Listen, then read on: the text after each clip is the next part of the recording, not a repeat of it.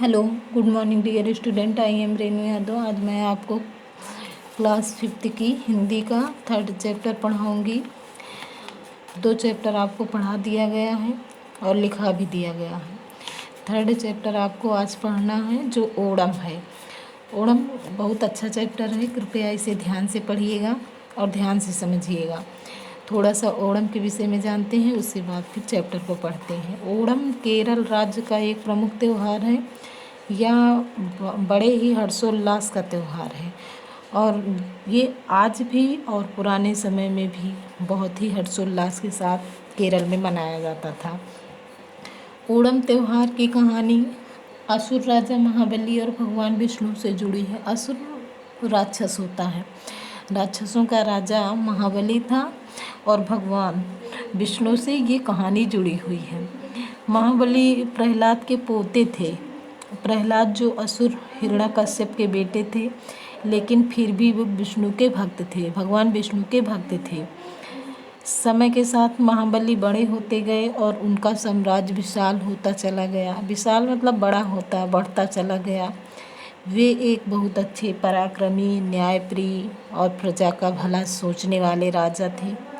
महाबली असुर होने के बाद भी धरती और स्वर्ग पर राज्य किया करते थे।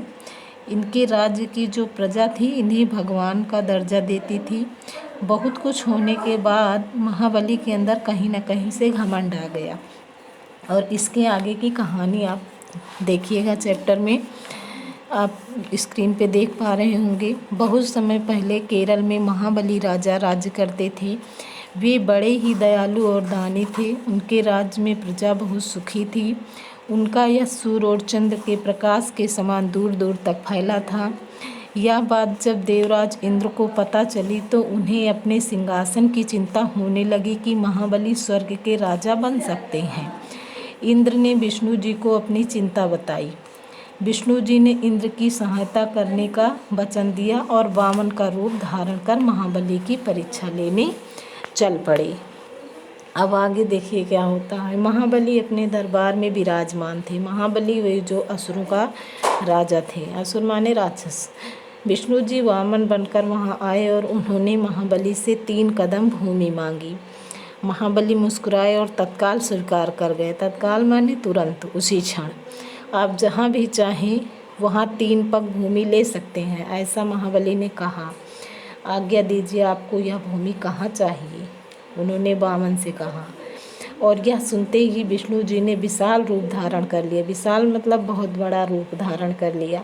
उन्होंने एक कदम में आकाश और दूसरे कदम में धरती को नाप लिया। वे बोले, राजन मैं तीसरा कदम कहाँ रखूं? वे बोले, मैं राजन तीसरा कदम कहाँ रखूं? ये कौन कहता है? विष्णु जी, जो वामन का रूप धारण करके महाबली के पास आए थे। महाबली ने अपना सिर झुका दिया। विष्णु जी ने जैसे ही अपना पैर महाबली के सिर पर रखा, महाबली पाताल लोक में चले गए।